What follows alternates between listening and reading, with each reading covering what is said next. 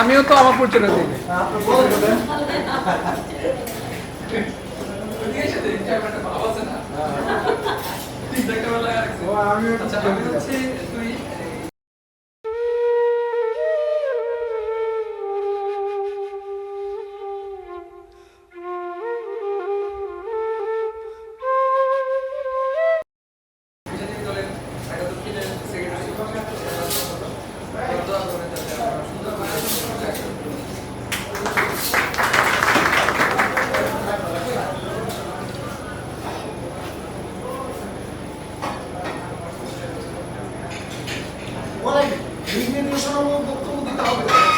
আমাদের শুভাকাঙ্ক্ষী রিপন ভাই আমাদের দীর্ঘদিন রাজপথের সেই লড়াকুশভাবে সেই 90 থেকে আন্দোলনে আছেন একটা মাঠে যাকে আমরা পাই আমাদের জগন্নাথ ব্রহ্ম বিশ্ববিদ্যালয়ের বিভিন্ন কার্যক্রমের সাথে উপস্থিত ছিলেন।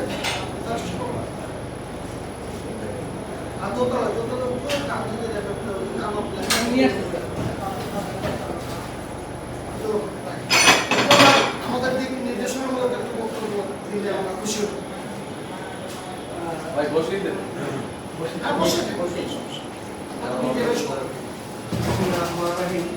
ঢাকা মহানগর দক্ষিণ জাতীয়তাবাদী পেশাজীবী দলের সম্মানিত সভাপতি ও সাধারণ সম্পাদক উপস্থিতি ভাই বোন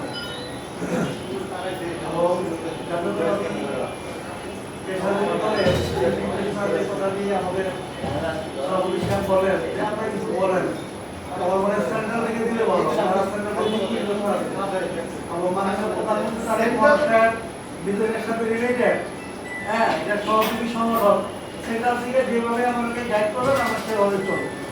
আর ঢাকা আমি শুধু এখানে একটা কথা বলবো যে আমাদের ঢাকা মহানগরীতে অনেকগুলি ব্যবসায়ী সমিতি আছে, আবার তাদেরকে কীভাবে আমাদের এখানে অন্তর্ভুক্ত করা যায়। বড় বড় সমিতি আছে ব্যবসায়ী সমিতি, এবং এই ব্যবসায়ী সমিতিরা এই বিসিসিআই এবং ঢাকা মহানগর একটা গণিত সমিতি আছে, এবং তাদেরকে কীভাবে এখানে ইনভলভ করা যায় এটা আমার মনে হয় সার্কেলের যারা বড় নেতা আছে আমাদেরকে অনেক বড় বড় তারা দিক নির্দেশনা দিল, তাদের মতামত নিয়ে আমার মনে হয় এগুলো উচিত।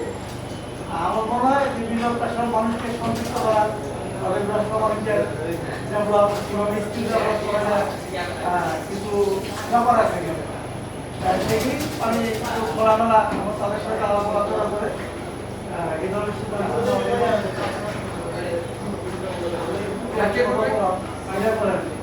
এটা তো অনেক বড় একটা প্ল্যাটফর্ম। আমরা